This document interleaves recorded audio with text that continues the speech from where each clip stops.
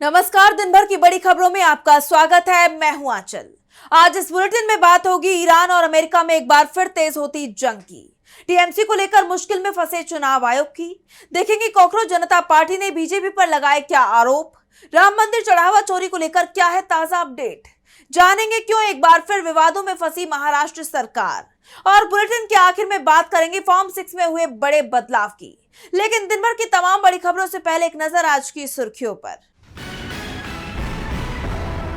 एआईएडीएमके प्रमुख पलानीस्वामी को लग सकता है बड़ा झटका, 10 विधायक दे सकते हैं पार्टी से इस्तीफा, बहुमत के करीब पहुंची सीएम विजय की टीवीके। बद्रीनाथ चढ़ावा चोरी मामला, सीसीटीवी में मिले अहम सुराग, 3 बार गणना कक्ष में जाता दिखा आरोपी, नोट सिक्के लेकर बाहर निकला।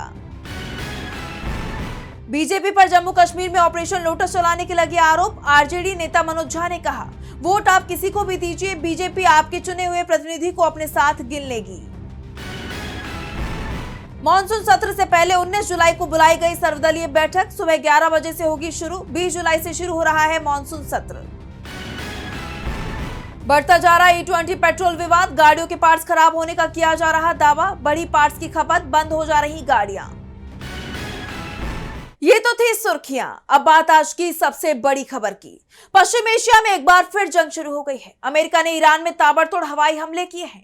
वहीं पलटवार करते हुए ईरान ने खाड़ी के 5 देशों में मौजूद अमेरिकी सैन्य अड्डों को निशाना बनाया। ईरान ने अमेरिका को धमकी भी दी है कि समझौता तोड़ना उसे बहुत भारी पड़ेगा। देखिए रिपोर्ट। अमेरिका ईरान युद्ध फिर से भड़क उठा है। दोनों ही तरफ से एक दूसरे पर ताबड़तोड़ हमले किए जा रहे हैं। ईरान के कई शहरों से धमाकों की आवाजें आ रही हैं। लगातार सायरन बजते सुनाई दे रही हैं। वहीं ईरान के पलटवार से पश्चिम एशिया में अमेरिकी ठिकानों पर धमाकों की आवाजें सुनी जा रही हैं। इस बीच ईरान के सुप्रीम लीडर मुश्तबा खामनी का बयान भी सामने आ गया है, जिसमें उन्होंने अमेरिका को चेतावनी दे दी है। कहा है कि ईरान कुछ भी नहीं भूला है, वो आयतुल्लाह अली खामनी की जान का बदला जरूर लेगा, जिससे जंग और ज्यादा तेज हो सकती है। इस बीच ईरान के सुप्रीम लीडर के सलाहकार मोहसिन रेजाई ने कहा है कि हॉर्मुज़ स्ट्रेट ईरान के लिए रणनीतिक रोकथाम का हथियार है और देश अपनी रक्षा क्षमता व राष्ट्रीय ताकत के दम पर अपने हितों और सुरक्षा की रक्षा करेगा। बता दें कि आईआरजीसी ने एक बार फिर से हॉर्मुज़ स्ट्रेट को बंद करने का ऐलान कर दिया है। कह दिया है कि अब अगले नोटिस तक हॉर्मुज़ स्ट्रेट बंद रहेगा। ईरान ने अमेरिका को चेतावनी दी है कि अब ये तभी खुलेगा जब अमेरिका सरेंडर करेगा, समझौता करेगा, और ये समझौता ईरान की शर्तों पर होगा, जिसके बाद अमेरिका ने ईरान पर बमबारी शुरू कर दी है। अमेरिका ने बहरीन बेस से मिसाइलें दागी जो चाबहार, बुशैर, बंदर अब्बास और सीरिक में गिरी। अमेरिकी सेंट्रल कमांड यानी सेंटकॉम की तरफ से कहा गया है कि करीब 140 सैन्य ठिकानों को निशाना बनाया गया, जिसमें ईरान को जबरदस्त नुकसान हुआ है। अमेरिकी सेना ने कहा है कि इन हमलों में ड्रोन साइट, नौसैनिक क्षमताएं, गोला बारूद रखने की जगह, कम्युनिकेशन नेटवर्क और तटीय निगरानी केंद्र को निशाना बनाया गया। अमेरिकी रक्षा सचिव पीट हेग्सेथ ने कहा है कि ईरान को अब भारी कीमत चुकानी पड़ेगी, लेकिन ईरान भी चुप नहीं बैठा है। ईरान ने साफ कर दिया है कि कीमत अब अमेरिका को चुकानी है। ईरान ने अमेरिका को चेतावनी देते हुए कहा कि जब तक पश्चिम एशिया पर अमेरिका का दखल खत्म नहीं होता, तब तक हॉर्मुज़ स्ट्रेट पर जहाजों की आवाजाही सामान्य नहीं हो पाएगी। वहीं आईआरजीसी की तरफ से दावा किया गया है कि उसने यूएई, जॉर्डन, कतर और बहरीन में अमेरिकी सैन्य ठिकानों पर हमले किए हैं। यानी ईरान के तेवरों से साफ है कि वो अमेरिका के सामने झुकेगा नहीं, बल्कि झुकना अमेरिका को ही पड़ेगा। ऐसे में सभी की नजरें पश्चिम एशिया पर बनी हुई हैं कि आखिर अब आगे क्या होने वाला है। पश्चिम एशिया में एक बार फिर तनाव बढ़ता जा रहा है, तो पश्चिम बंगाल में भी बवाल थमता नजर नहीं आ रहा। टीएमसी में बगावत चल रही है। ममता बनर्जी से उनकी ही पार्टी को छीनने की पुरजोर कोशिश हो रही है। 6 जुलाई को दोनों गुटों की तरफ से अपना जवाब चुनाव आयोग को दाखिल कर दिया गया, लेकिन अब फैसले की घड़ी आ चुकी है और निगाहें चुनाव आयोग पर टिकी हुई हैं। देखिए रिपोर्ट। 4 मई को विधानसभा चुनाव के नतीजे आने के बाद से ममता बनर्जी की टीएमसी में भूचाल आया हुआ है। पहले पार्टी के सांसदों और विधायकों ने बगावत की और अब बागी विधायकों ने टीएमसी यानी तृणमूल कांग्रेस पर अपना दावा ठोक दिया। उनका कहना है कि वो असली टीएमसी है। मामला चुनाव आयोग में पहुंचा हुआ है और अब फैसला चुनाव आयोग को करना होगा। और बड़ी बात तो ये है कि चुनाव आयोग को हर हाल में फैसला करना है। इसकी वजह है 24 जुलाई को 3 राज्यसभा सीटों पर होने वाले उपचुनाव, जिसके लिए नामांकन की आखिरी तारीख 14 जुलाई है। सबसे बड़ी बात यह है कि टीएमसी के अधिकृत उम्मीदवार कोई एक गुट ही उतार सकता है, यानी अब चुनाव आयोग के पास टाइम कम है। ऐसे में आज दोनों पक्षों की दलील सुनी गई, क्योंकि राज्यसभा चुनाव में दोनों गुट अपने अपने प्रत्याशी उतारने के लिए टिकट भी बांटेंगे। लेकिन जब तक चुनाव आयोग फैसला नहीं देगा, दोनों गुट अपने उम्मीदवारों को किस पार्टी का उम्मीदवार बताएंगे, इतना ही नहीं बल्कि चुनाव आयोग का फैसला इसलिए भी जरूरी है क्योंकि चुनाव से पहले पार्टी को अपना पोलिंग एजेंट भी नियुक्त करना होगा। तो जब तक फैसला नहीं आएगा कैसे साफ होगा कि कौन सा पोलिंग एजेंट किस गुट का है? क्योंकि राज्यसभा चुनावों के लिए विधायकों के मतपत्रों के वेरिफिकेशन के लिए राजनीतिक दल अपने अधिकृत एजेंट नियुक्त करते हैं। वो ये तस्दीक करते हैं कि विधायक अपना वोट पार्टी के अधिकृत प्रत्याशी को ही दे रहे हैं या नहीं। अगर दोनों गुट अलग अलग फॉर्म दाखिल करते हैं तो चुनाव आयोग को चुनाव से पहले फैसला लेना होगा। अब देखना होगा कि चुनाव आयोग क्या फैसला करता है। बंगाल की सियासत में मचा बवाल थमने का नाम नहीं ले रहा, तो माहौल बदहाल शिक्षा व्यवस्था और नीट पेपर लीक को लेकर भी गर्माता जा रहा है। कॉकरोच जनता पार्टी का प्रदर्शन अब बीजेपी के गले की फांस बन गया है। युवा शिक्षा मंत्री धर्मेंद्र प्रधान के इस्तीफे की मांग पर डटे हुए हैं, तो वहीं सोशल एक्टिविस्ट सोनम वांगचुक का समर्थन भी युवाओं में हर रोज हौसला भर रहा है। तो क्या है सीजेपी के प्रदर्शन से जुड़ा ताजा अपडेट? जानने के लिए देखिए ये रिपोर्ट। शिक्षा मंत्री धर्मेंद्र प्रधान के इस्तीफे की मांग को लेकर कॉकरोच जनता पार्टी दिल्ली के जंतर मंतर पर लगातार प्रदर्शन कर रही है और आज इस प्रदर्शन का 23वां दिन रहा। इस दौरान सरकार के खिलाफ युवाओं का गुस्सा कम नजर नहीं आया। वो बुलंद तरीके से अपनी मांग को दोहराते हुए नजर आए। तो वहीं सोशल एक्टिविस्ट सोनम वांगचुक के समर्थन ने उनका हौसला और ज्यादा बढ़ा दिया है।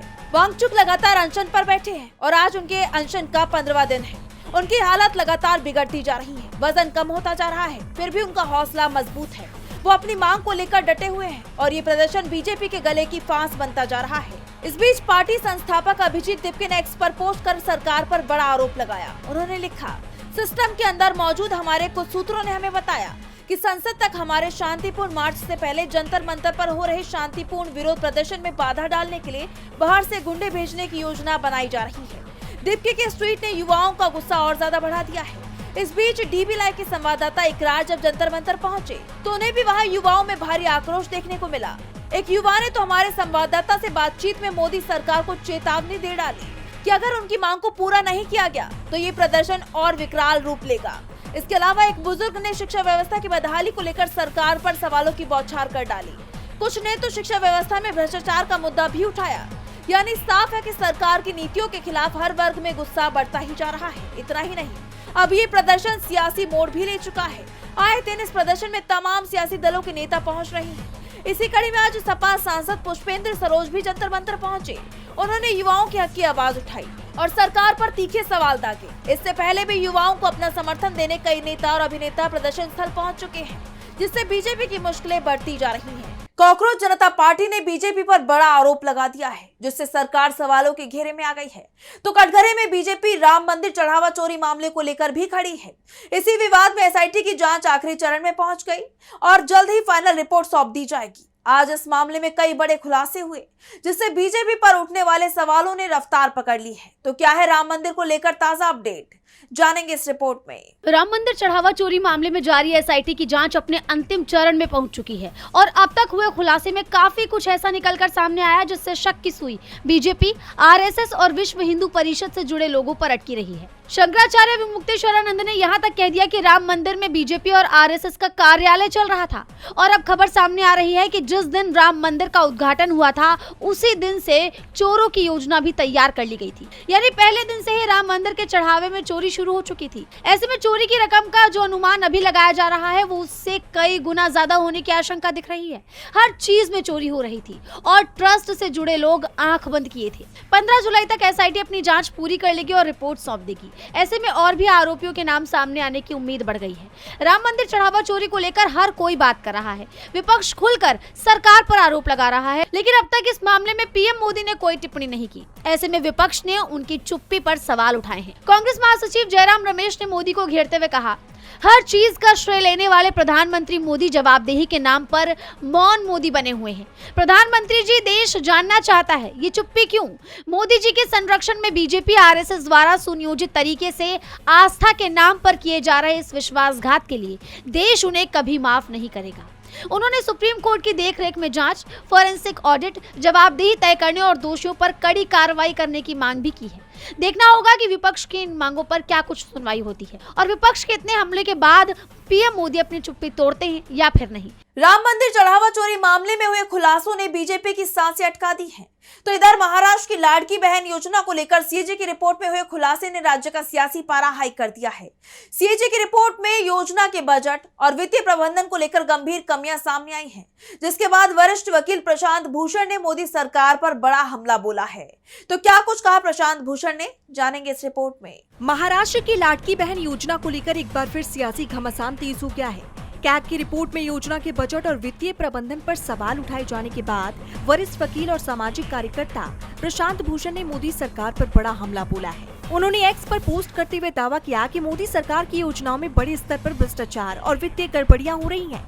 हमने यूपीए सरकार के समय हुए भ्रष्टाचार को उजागर किया और भ्रष्टाचार विरोधी अभियान चलाया, जिससे बीजेपी को सत्ता में आने में मदद मिली। लेकिन मैं पूरे भरोसे के साथ कह सकता हूं कि मोदी सरकार में भ्रष्टाचार पिछली सरकारों के समय से कहीं ज्यादा है। सरकार की हर योजना भ्रष्टाचार से भरी हुई है। दरअसल कैग के ऑडिट में सामने आया कि वित्तीय वर्ष 2024-25 में लाड़की बहन योजना के लिए 29,693 करोड़ रुपए का बजट मंजूर किया गया था, लेकिन योजना पर कुल 33,237 करोड़ रुपए खर्च कर दिए गए, यानी स्वीकृत बजट के करीब 3,541 करोड़ रुपए ज्यादा खर्च हुए। रिपोर्ट के मुताबिक जनवरी से मार्च 2025 के बीच करीब 15,586 करोड़ रुपए बिना तत्काल जरूरत के वर्चुअल पर्सनल डिपॉजिट अकाउंट में ट्रांसफर किए गए, जिसे कैग ने धन का भंडारण बताया है। जैसे आप जानते हैं कि इस योजना को लेकर पहले भी कई सवाल उठ चुके हैं। सख्त KYC और जांच के बाद लाखों महिलाओं के नाम लाभार्थियों की सूची से हटाए गए। वहीं अपात्र महिलाओं और 14,000 से ज्यादा पुरुषों द्वारा योजना का लाभ लेने के मामले भी सामने आए थे। इस योजना में इतनी खामियों को लेकर विपक्ष का आरोप है कि विधानसभा चुनाव से पहले राजनीतिक फायदा लेने के लिए योजना को जल्दबाजी में लागू किया गया और अब सरकारी खजाने पर बढ़ते बोझ के कारण जरूरतमंद महिलाओं के नाम काटे जा रहे हैं। हालांकि अब देखना ये होगा कि कैग की आपत्तियों और प्रशांत भूषण के आरोपों पर महाराष्ट्र सरकार क्या जवाब देती है। महाराष्ट्र की लाड़की बहन योजना को लेकर एक बार फिर कई सवाल उठ रहे हैं और बीजेपी घिरी हुई है। वहीं पूर्व मुख्य चुनाव आयुक्त ने भी मोदी सरकार को आईना दिखा दिया है। बताया है कि पहले की सरकारों के समय चुनाव आयोग के फैसलों पर विपक्ष क्यों सवाल नहीं उठा पाता था। तो क्या है ये पूरी खबर, जानने के लिए देखिए ये रिपोर्ट। मोदी राज में चुनाव आयोग विपक्ष के निशाने पर बना हुआ है। उसकी कार्यशैली में बीजेपी के लिए झुकाव साफ तौर पर देखने को मिलता है। यहाँ तक विपक्ष कई बार ये कह चुका है कि चुनाव आयोग अब मोदी सरकार की कठपुतली बन चुका है। वहीं अब पूर्व मुख्य चुनाव आयुक्त SY कुरैशी की किताब ने सनसनी मचा दी है। उन्होंने अपनी आने वाली किताब India and I 100 memories not a memoir में कई खुलासे किए हैं, जिसमें प्रधानमंत्री मनमोहन सिंह और चुनाव आयोग से जुड़ा एक किस्सा भी शामिल है। मीडिया रिपोर्ट्स के मुताबिक पूर्व मुख्य चुनाव आयुक्त SY कुरैशी ने किताब में बताया कि कांग्रेस की सरकार में जब मनमोहन सिंह प्रधानमंत्री थे, तब विपक्षी नेताओं की तरफ से चुनाव आयोग पर सवाल उठाया गया था और आरोप लगाए गए थे और एक निष्पक्ष संस्था पर दाग लगता देख पीएम मनमोहन इतना हताश हुए कि वो खुद की जान देने की बात करने लगे। इस वाक्य का जिक्र करते हुए SY कुरैशी ने किताब में लिखा है, मैं अपनी जान दे दूंगा। ये शब्द 2012 में प्रधानमंत्री रहे मनमोहन सिंह ने तत्कालीन मुख्य चुनाव आयुक्त SY कुरैशी से तब कहे थे, जब निर्वाचन आयोग के कामकाज को लेकर कुछ मंत्रियों की बेतुकी बयानबाजी से आहत हुए कुरैशी ने अपनी नाराजगी प्रधानमंत्री कार्यालय तक पहुंचाई थी। मनमोहन सिंह ने कुरैशी से ये भी कहा था कि निर्वाचन आयोग केवल भारत का गौरव नहीं, बल्कि देश के लोकतंत्र की आत्मा है और अगर हमने इसे खो दिया तो सब कुछ खो देंगे। वहीं पूर्व CEC कुरैशी के इस खुलासे से मोदी सरकार घिर गई है। सवाल उठ रहे हैं कि एक तरफ उस वक्त के पीएम मनमोहन सिंह थे, जो चुनाव आयोग की साख पर सवाल उठने के बाद खुद की जान देने को तैयार थे, और दूसरी तरफ पीएम मोदी हैं, जो बुरी तरह से घिरे हुए हैं। उन पर मुख्य चुनाव आयुक्त ज्ञानेश कुमार और चुनाव आयोग के जरिए जीत हासिल करने के आरोप हैं। विपक्ष तो कई बार सबूत तक दिखा चुका है, लेकिन फिर भी चुनाव चोरी हो रही है, जमकर धांधली हो रही है और पीएम मोदी हमेशा की तरह चुप्पी साधे हुए हैं। वह इस खुलासे के बाद पीएम मोदी बुरी तरह से गिर गए हैं। और बुलेटिन के आखिर में बात करेंगे फॉर्म 6 में हुए बड़े बदलाव की। वोटर लिस्ट में नाम जुड़वाने वाले नए मतदाताओं के लिए चुनाव आयोग ने फॉर्म 6 में बड़ा बदलाव किया है। अब ऑनलाइन आवेदन के दौरान ये जानकारी भी मांगी जा रही है कि पिछली SIR मतदाता सूची में आवेदक, उसके माता पिता या दादा दादी का नाम दर्ज था या नहीं। इस बदलाव को लेकर कानूनी सवाल उठ रहे हैं, जिसे लेकर सियासी पारा चढ़ गया है। देखिए रिपोर्ट। चुनाव आयोग ने वोटर लिस्ट में नाम जुड़वाने के लिए इस्तेमाल होने वाले ऑनलाइन फॉर्म 6 में बड़ा बदलाव किया है। अब नई मतदाता सूची में ये जानकारी भी मांगी जा रही है कि पिछली SIR मतदाता सूची में उनका, उनके माता पिता या फिर दादा दादी का नाम दर्ज था या नहीं। खबरों के मुताबिक चुनाव आयोग के ऑनलाइन पोर्टल पर मौजूद फॉर्म 6 में जे और के नाम के 2 नए सेक्शन जोड़े गए हैं। इनमें आवेदकों को 3 विकल्प दिए गए हैं। पहला, पिछली एसआईआर मतदाता सूची में आवेदक का अपना नाम मौजूद था।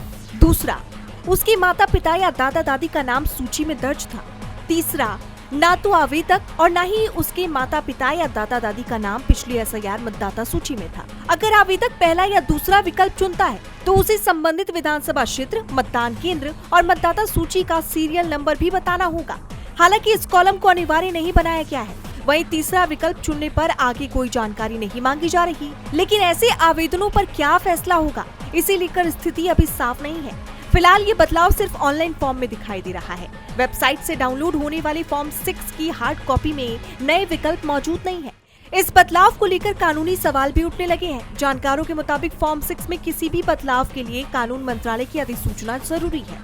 ऐसे में सवाल उठ रहा है कि क्या जरूरी कानूनी प्रक्रिया पूरी किए बिना ही ऑनलाइन फॉर्म में बदलाव कर दिया गया। तो आज इस बुलेटिन में बस इतना ही। आप देखते रहिए डीबी लाइव। नमस्कार।